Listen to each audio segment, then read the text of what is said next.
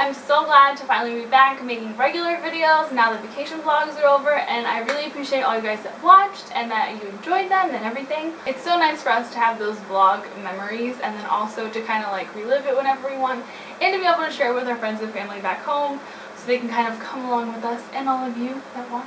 But yeah, we've kind of just been relaxing post-vacay.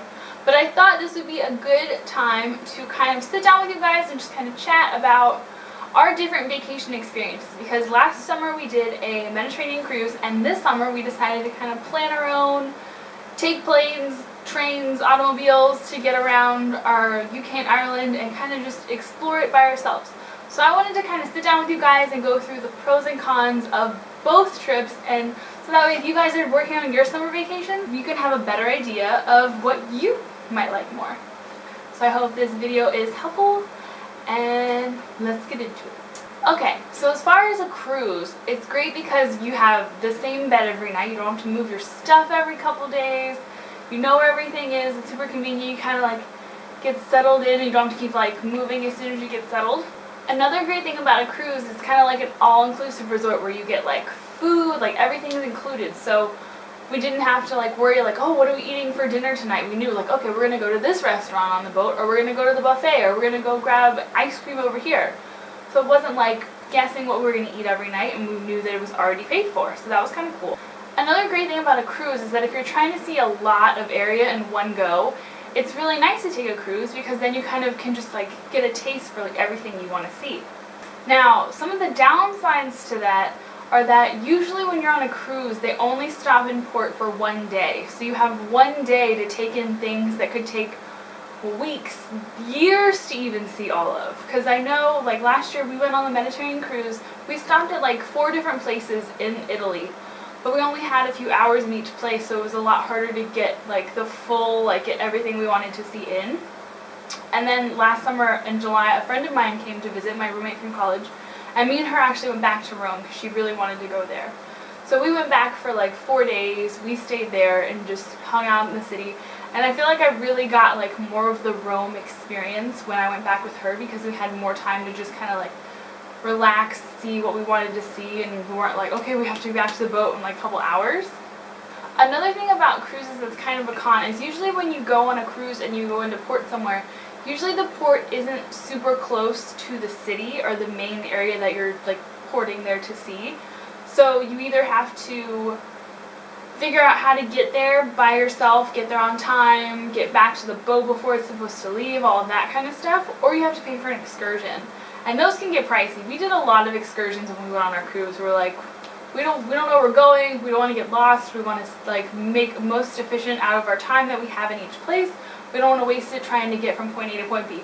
So we just did a lot of excursions at the places we really wanted to see more of. So you kind of have to sacrifice money for efficiency. But now that we've been to most of those places, if we ever went back, we'd know how to get around. So you learn. I guess the one food con about being on a cruise ship is that you do already kind of have that like set food that you've already pretty much paid for in your cruise ticket. So when you're out in town for those few hours, yeah, you want to eat because you want to try the local stuff, but you're not getting like local breakfasts that are huge or local dinners that are huge. Because usually ports, like they pull out of port, like we would have to be back to the ship most nights by like 6-ish.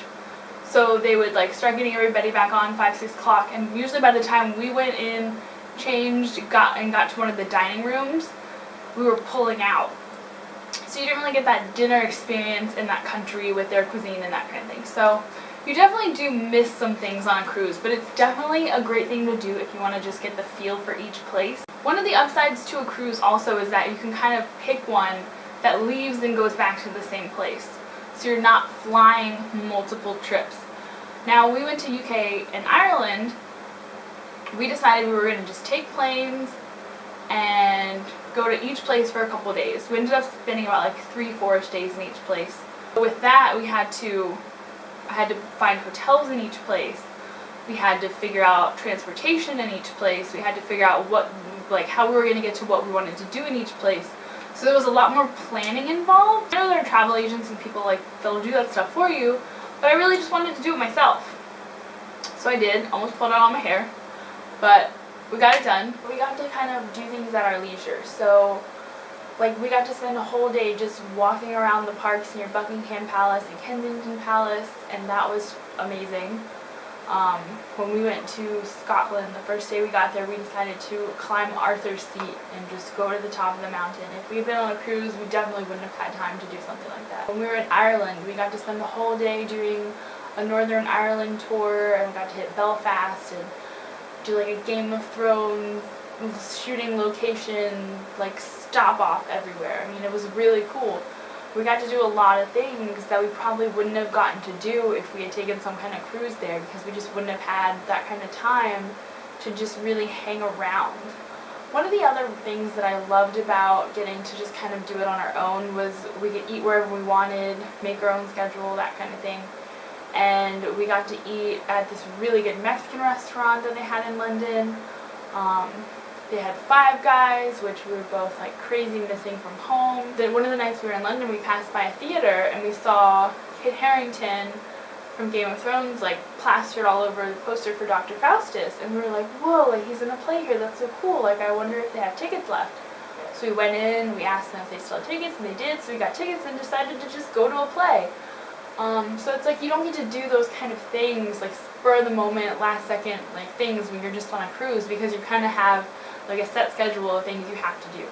So it's really nice to kind of just like wing some of it, do what we wanted to do, and not have any like time restraints. I will say that one of the cons is we had to ride so many different planes. With a cruise you can kind of like pick, okay, I want to leave from here, I want it to end here. And with this kind of trip, it's like you have to figure out how you're going to get from place to place. So we decided to just fly everywhere because it was the quickest. Just kind of like going at it on your own, you kind of have to like make your way around. So there's definitely more travel planning involved if you're doing it on your own versus a cruise where it's kind of like it's already done for you. I really enjoyed both.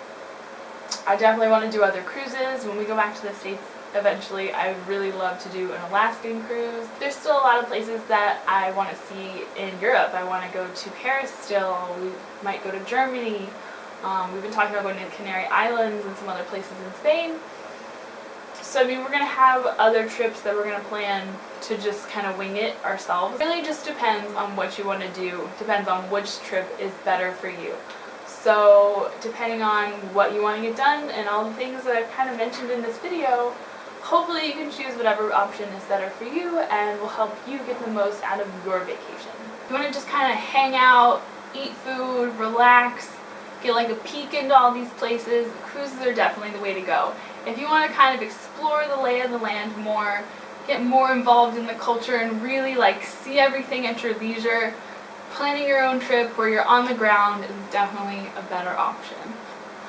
Alright guys, well thanks for watching, and I hope you really enjoyed this video. If you did, give it a thumbs up, and if you'd like to see more, please subscribe, and I will see you guys next Tuesday. Stay amazing! Bye! How is y'all's summer going? I mean, have you been anywhere fun and doing anything fun? Have you guys been playing Pokemon Go and catching them all?